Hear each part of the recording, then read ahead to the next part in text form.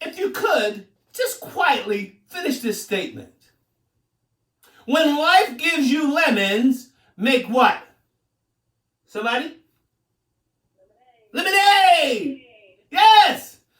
Well, let me tell you what my mentor said. My mentor said, Milton, you must change the way you think.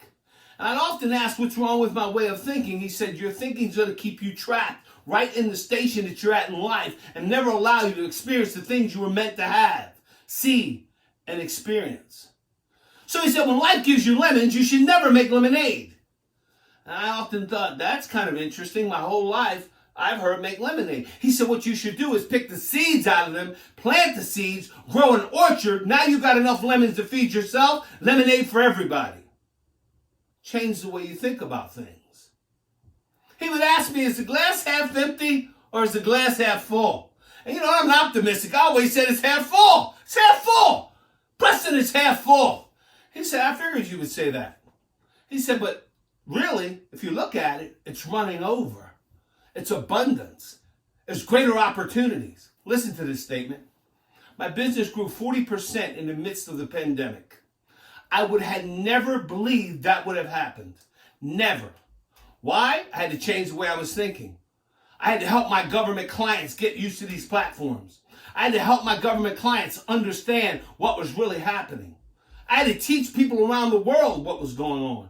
It allowed me to be in Japan one day, in China. It also allowed me to be back in Trinidad and then in Chicago and back training in Maryland. I would have never thought. So I had to change the way I was thinking. I had to look at this as an opportunity globally. Now I can click a button and be on the other side of the world. Sometimes we have to change just the way we think of things because we've done things so long, we're used to the outcome that we get because we don't want to push outside of our comfort zone and try something new. Man, I hope I'm talking to somebody right now. You've been here too long. It's time for us to reinvent ourselves.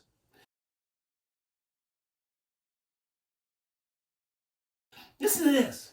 Thomas Jefferson said, nothing can help stop the man with the right mental attitude from achieving anything he desires. But nothing on earth can help the person with the wrong mental attitude. I think it's all about perceptions. I think it's all about the way you see things. I think it's all about your experiences. I think it's all about your gratitude. I think it's all about your attitude that makes the difference. Can you imagine when this first started? I'm telling you, I had state employees say, I don't ever want to go back to work. And I had some say, I can't wait to go back to work. And I saw this friction and this discourse. Some people thought, man, this is great. I get to work remote. Some people thought, I miss my friends. I want to be back at work. But the bottom line is it doesn't matter where we do the task still has to be done. We still have to serve the constituents, the people, our clients, our customers. They're counting on us. They depend upon us. Without you, there's a bottleneck. There's no infusion of resources without you. I'm sure you know this. But I want you just to change the way we think about what we do.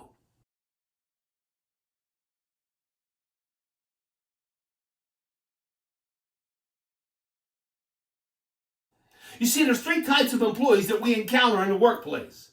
The first group is the folks that I'm talking to today. Every one of you, you're engaged, you're meaningful, you're purpose, you're specific, you're intentional. You get the job done. You're the backbone of the organization. You carry the water. You get the job done. You want something done, give it to an engaged worker. You're a sure sign these are the people. Without them, where would we be? The only problem is they represent the smallest group of any organization. Why? I'm yet to know. The second group is what I call the not engaged workers, essentially putting in time, no passion, no energy, looking at the clock, trying to figure out how can I do less and get paid more. They're supposed to start at 9 o'clock. They check in around 10:30. They get off at 4. They shut it down right after lunch. They come to work every Friday to get a check, but don't ask them to do anything. I know that's not you, but maybe, just maybe, you got a couple of these people on your team. And the third group, they're actively disengaged. In other words, they're tearing down everything that we're trying to build up. They specialize in recruiting people into their clique that walk around and all they talk about is how they could do the job better, how they're better than everyone else, how they should be the manager, they should be the leader, they should be in charge. But they're not accountable. Listen to this. Everybody that wants to be trusted is not trustworthy. They haven't displayed that yet.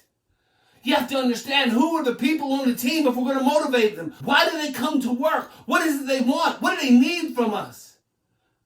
How do we help them maximize their potential?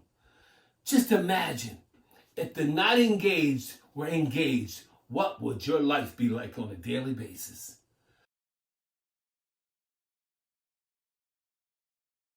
Before we can maximize our potential, we have to ask ourselves just some simple questions.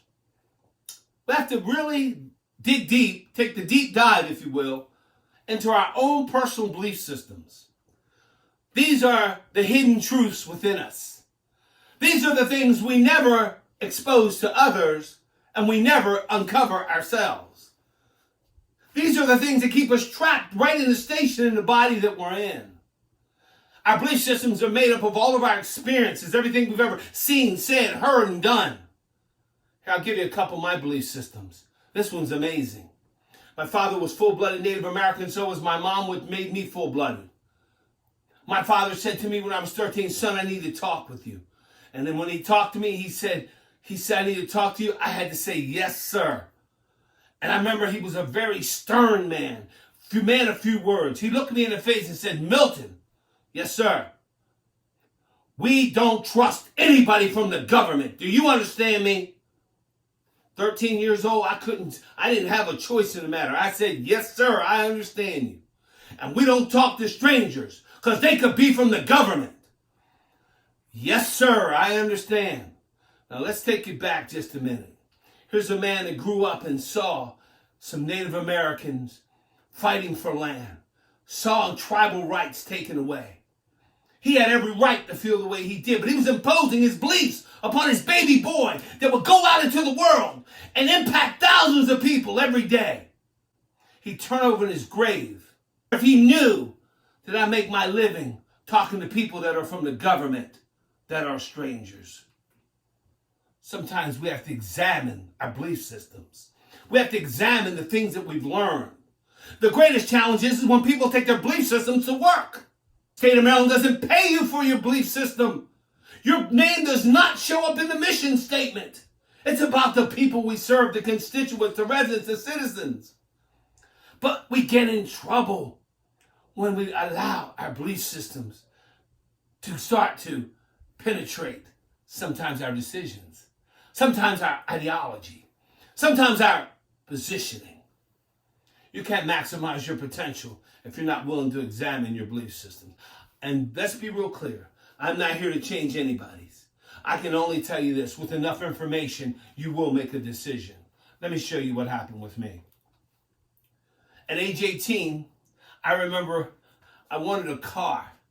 And so my father said, you have to have a job to get a car. And I thought that was kind of interesting. Okay, I got a job. I got a car.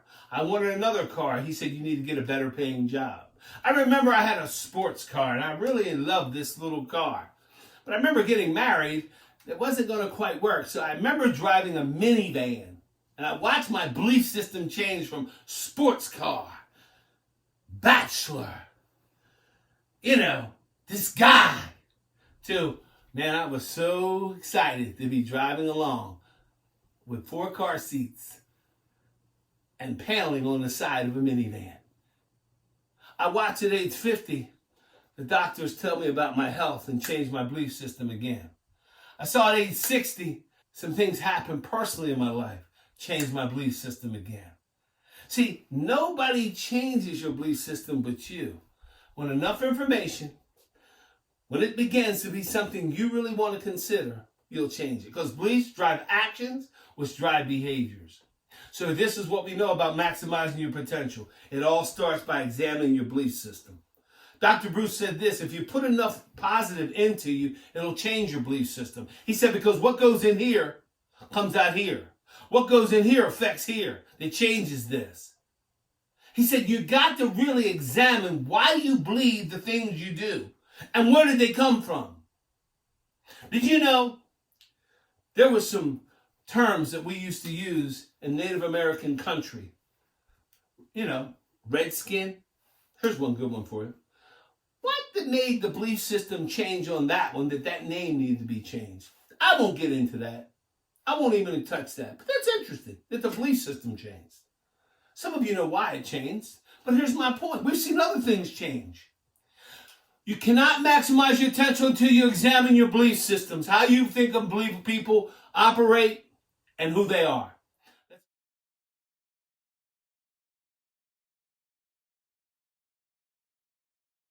This is the reason why some folks come to work and they're not engaged. Because they don't and they haven't discovered their purpose in life. Real simply said, watch this. Some people are going through the motions every day because they're wandering generalities instead of meaningful specifics. There's some people that come to work for the money, and there's nothing wrong with that. Because of the top 5 reasons why people come to work, money's number 5. And if you don't think so, watch this. How many people on this training today are paid exactly what you're worth? Would you raise your hand? None of you have raised your hand, but you're still here. So that proves money is not the essence. The number one reason why people come to work and perform is a sense of purpose. I enjoy what I do. Fireman runs into the building, people are running out. Nurses taking care of sick people. I got to tell you, I couldn't do that job all day. But they find something that fulfills them.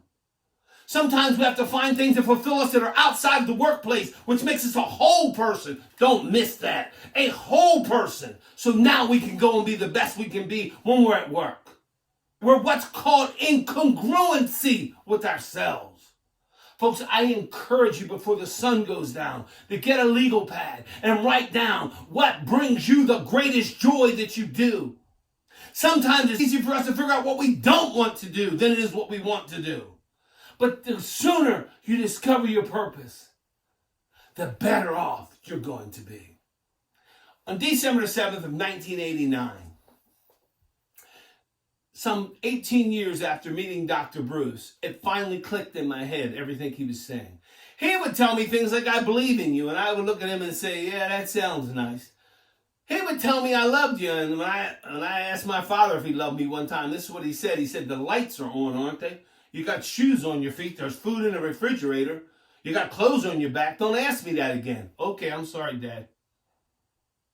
And so it wasn't until 12 years of Dr. Bruce penetrating this concrete that was keeping me trapped where I was at and my belief system that it made sense. So I've only been living for 30 years because that's when I really discovered my purpose. Because the 2 most important days in your life are the day you're born and the day you discover your purpose and passion for living. Please, let's get to that immediately. And for those of you who have, watch this. This is a sure sign you know you've discovered your purpose. It will bring you a tremendous amount of joy. I did not say money, I said joy. It will be something that people will benefit from because you do. Whether that's your presence showing up, whether that's your smile, whether that's your demeanor, they'll be better off because you came by. And number 3, you'll have a lot of opportunity to do it. Some of you right now have been so dynamic in what you've done that you don't even realize the people's lives that you're touching. They're just touching them and you don't even know it. By you walking by, they see a smile on your face. They see you pleasant in the storm of life. They see your attitude when it looks like all things are falling apart. They're watching you. You don't know the hope you're giving people. That's why as leaders, this is a tremendous mantle that we must wear. I don't like it sometimes. Sometimes I just want to stay under the covers. I don't want to hear about it anymore. But it's my purpose. It's why I was put on this earth. The second thing is you have to have relationships. Let me tell you the 3 most important relationships that you have to have. The first relationship you have to have is with yourself. If you don't like you, you're going to take you with you wherever you go, and you are going to impact other people. And by the way, I don't mean to be mean here, but we're sick of you already. Hurry up and like you. Hurry up.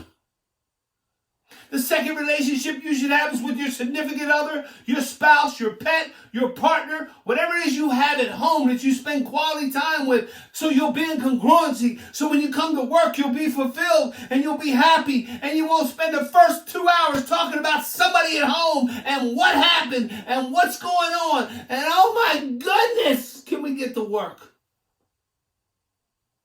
And the third relationship is with the folks that are on here today. The people you spend 65% of your life with, communicating, talking to, in relationship with. It's imperative you build meaningful relationships with people. People want to be around people that have a pleasing personality. If you are like sandpaper when I get around you, I am not going to probably spend a lot of time around you. I'm going to be nice to you, but you're not going to be the person I'm going to want to spend the most time around, because you rub me the wrong way. And I don't mind it, but you keep doing it. And after a while, it starts to hurt. And here's another tip for your relationships.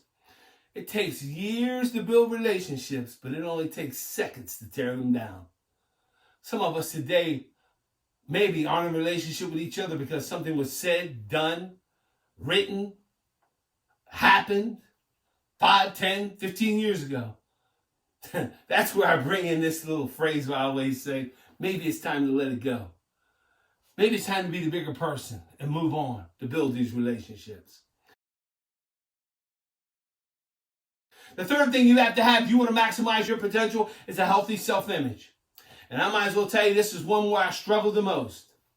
Native Americans represent 2% of the entire United States. There was 4 Native Americans in my high school. Me, Kenny, Regina, and some boy that checked the box. He knew he wasn't Indian. How did he ever do that? Struggling in high school. What color are you? Are you a half-breed? Are you black? Are you Italian? What, are you Hispanic? What are you? My whole life, I've tried to be this chameleon to fit in, only to discover that wasn't healthy for my self-image. It was more important that I be who I am and not who you want me to be. And all too often, we're trying to satisfy people through the lens of their look. Because what we think self-image is what I think you think about me. That's not what self-image is. Self-image is what I think about me. Folks, I'm here to tell you, build your self-image. Build the inner man, the inner woman. And you'll go on to maximize your potential, because you'll see opportunity. You'll see possibility. You won't see you as you are. Dr. Bruce would come to me often. This is what he'd do. He'd have his hand up and he'd hold it in front of my face. He'd say, Milton, this is a mirror. Tell me what you see. And I said, I see your hand. He said, no, it's a mirror. Oh, okay, well, if it's a mirror, I see me. He said, that's the problem. I don't see you. I see you as you're going to become. And when you see what I see, you'll do what I know you can do. Here's something I want you to do to your children, your loved ones tonight. Please, just look them right in the eyes and tell them this. I believe in you. Tell them that and watch their response. There's something about when people believe in you, you'll run through walls. You'll do great things. And don't tell them occasionally. Tell them all the time, because sometimes we have to believe and borrow the belief of others before it resonates with us. The other thing I can tell you about self-image is you have to put a lot of stuff in here to dilute all the trash that you've seen, said, and heard, and done. You know, there's 3 things happen to people, and I'll just be transparent here. I'll open up the windows of my soul that it might help somebody today. There's 3 things that happen to people that become the most devastating thing that people can never overcome. And here they are. The first one's death. Sometimes we don't understand death. The mourning process, it takes years. I lost my mom. I'm the only child. She had been with me for 8 years of her final years, and we had just such a bond, and I miss my mother still to today. 2004 she passed. Still hurts. The second one that happens is when you have a divorce. And I remember when that happened to me. Boy, I felt like a failure. I had asked myself, how did I allow that to happen? I became self-absorbed with all the things I did wrong. You know, it could have been easy to point to someone else, but I had to take ownership. That was hard. That was hard. That was difficult. And the third thing, listen to this. This might be kind of shocking for you. Motivational speaker, right? 25,000 people here, 3 continents, 15, 20 countries. Ready? How about I tell you I was hospitalized in Shepherd Pratt for depression? Man, did that really put a toll on me. The imposter syndrome. You're standing there talking about things you've never done. Who are you? Man, I began to resonate in my head. Are you really who you say you are? Man, that began to deal with me. My mentor said this. It won't be until you talk about that on stage that you completely heal, that you will help others. Here's how I know it worked. I was in Ocean City speaking for a large conference again, and there was a lot of correctional police officers, law enforcement folks there. And I told that story. Immediately following, folks, I've been approached many times by many ways after speaking. I've had people ask for my picture, my autograph, sign this, whatever it may be. How can I get in touch with you? But this time, this state trooper started walking towards me as he had tears coming down his eye. He unclipped his revolver, and he was about 4 feet from me. And when I looked at him, I said, this don't look too good. As he got closer, he took his revolver out. He said, last night I had this in my mouth. I was going to kill myself and my children. And I heard your story, and it's okay to suffer from depression. I said, whew. After I caught my breath, I looked at him and I said, I've never been greeted that way, sir. But if it helped you, so be it. But I just want to tell you this. Take a big man to come up and to say what you said. See, you don't know who you're going to help by the things you've gone through. That's why our self-image can help shape people. Do you realize the mentorship that we have just on this training today of people that you could groom? When the young lady said, we got people coming up behind us and I want to go on a vacation and we got to get some people together. Let me tell you something. That is awesome. Please keep doing that. Build other people. Fortitude, can you overcome obstacles? Can you stand in face of defeat and keep going on? Well, boy, has this been a year of obstacles. Has this been a year of what's next? But I got news for you. Write this down. Every time there's an obstacle, there's an opportunity just around the corner. You got to go around the corner and look. You can't focus on the problem. Opportunity is all around us to grow, to become better. Opportunity is all around us to win people, to influence people, to care for people, to have compassion. All we have to do is be willing to move out of our comfort zone. Yes, life is going to come by and sit on your doorsteps at the most inopportune time. But here's what I asked you. When you learn, don't miss this, when you learn to be comfortable being uncomfortable, you're going to grow like there's no tomorrow. You're going to grow like there's no tomorrow. Comfortable with being uncomfortable. It's time that we move out of our comfort zone. The next one is self-discipline. Now, I got to tell you, during the pandemic, and I don't understand what happened, but the refrigerator held me hostage in my own home. I would walk past it and it would say, there's cake in here, there's leftovers. Why don't you stop by and visit? And I don't understand. They call it corona weight. I don't call it corona weight. I just call it excessive weight. And I gained this weight, and I couldn't believe it because I wouldn't get disciplined enough. So now I put a lock on the refrigerator, and I refuse to let it hold me hostage anymore. Now I'm being facetious. Here's what I mean. You got to discipline yourself. Sometimes we got to discipline our actions, our emotions. Sometimes we got to discipline our tongue, the things we say. Not everything we're thinking we need to say, because everything we have to say, everybody don't want to hear. And sometimes it's just a matter of asking ourselves, am I out of control with my behavior? Do I need to examine myself? Because I want to be the best I can be. Every morning at 6 a.m., I got 2 hours I want to spend reading, meditating, thinking, developing, growing. Because I don't know if I'll be here tomorrow. So I want to be the best I can be today. I know there's others that I still have to impact. So I got to build this so it'll come out here and it'll change here. It's a discipline. I don't like it. I don't like it when you move me out of my car. I'm 60. I don't like it. But I have to because it's what I'm called to. And some of you know what I'm talking about. You're doing things you don't want to because you have to, because that's who you are. You're picking up the phone, listening to people to hear the concerns of someone, to show empathy, to show compassion. Yet, on the other hand, they don't know. Never know what that meant to them. We have to discipline ourselves around our work, our time. People now working from home got to be more structured, more disciplined. The distractions of working from home calls upon a new discipline in our lives. I get up, I get dressed, I shower, I shave, I put cologne on, I put my suit on. I don't put shoes on, still got my bedroom shoes on, I gotta be honest. But the point is, you gotta discipline yourself. We gotta have a life plan for our life. We have to set goals.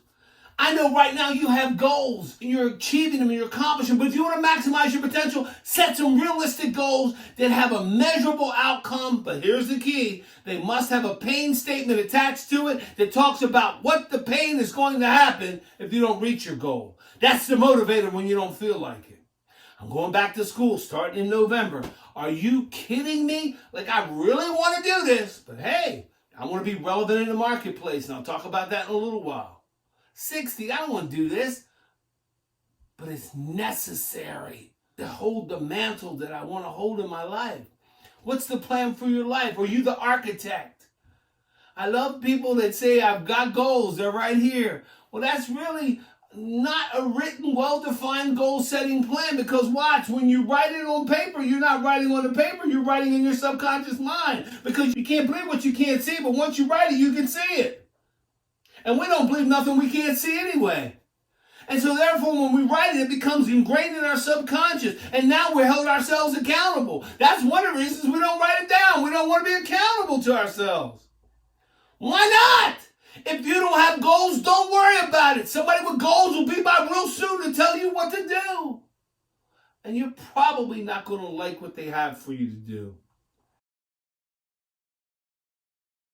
We have to have the right attitude.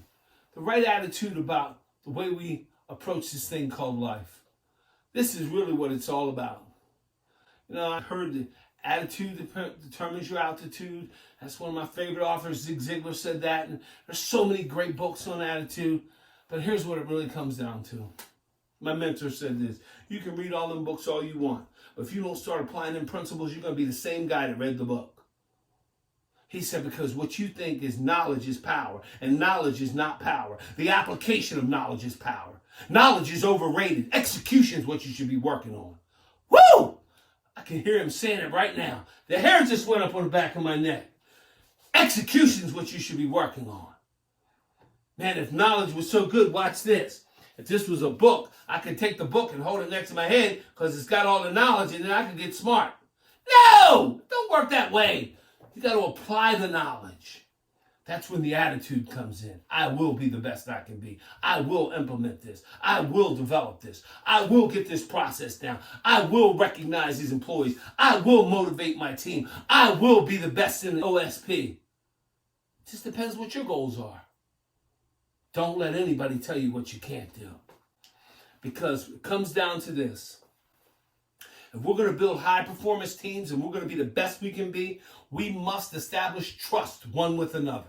And trust is a byproduct of spending some time together through communication and someone listens. And I told you what relationships is because that takes time. And when you have communication and relationship, you get to the last thing on the bottom called acceptance. And when we have communication and relationship, I accept you.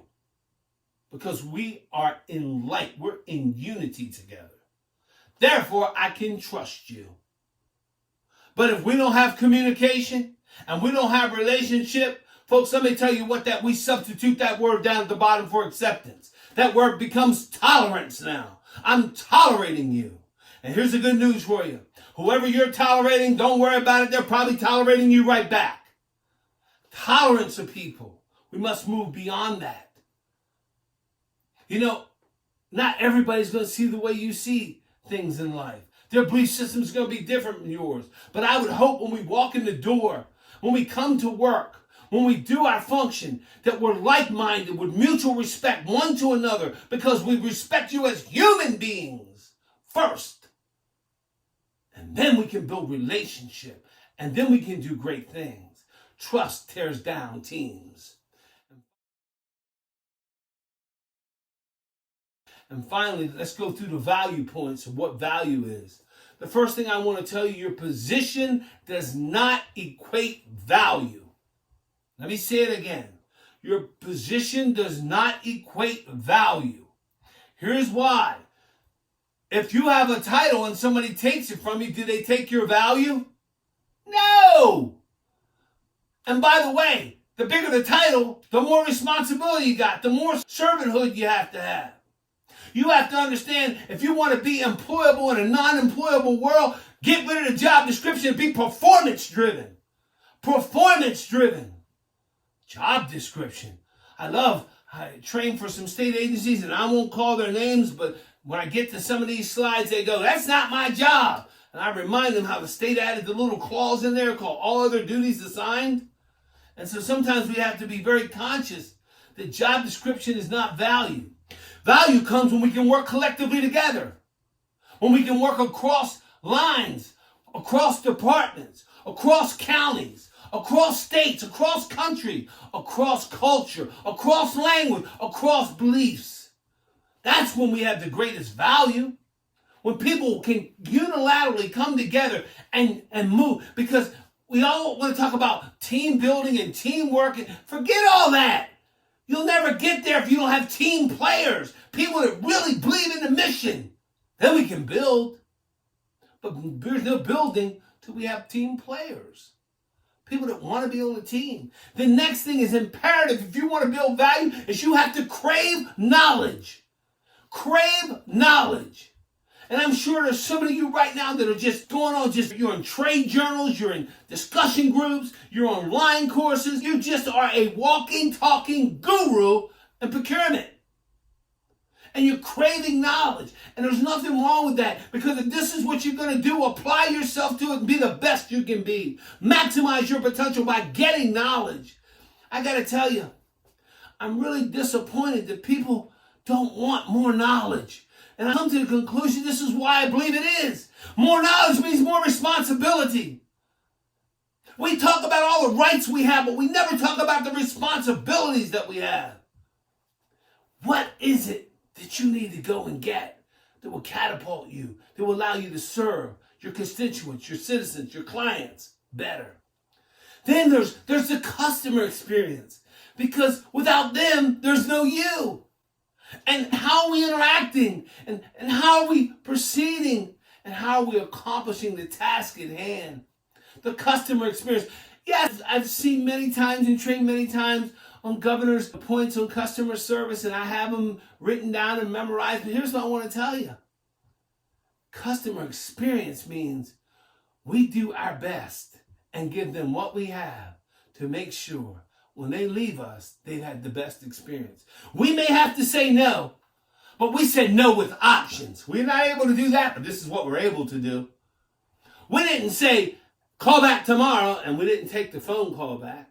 We didn't say, hey, try another department, when we know we really should have handled it. We did the best we could do for them with the set of circumstances that we have. And you must stay relevant. If you're going to maximize your potential, you have to stay relevant. In a changing environment, in this global economy, you've got to stay relevant. Who knew we'd have to be masters on Zoom and Google Meet and Microsoft Teams and WebEx? And who knew? I learned so many platforms. If I hear another one, I'm like, no, do we have to learn it? But you know what? Got to stay relevant. Got to stay relevant.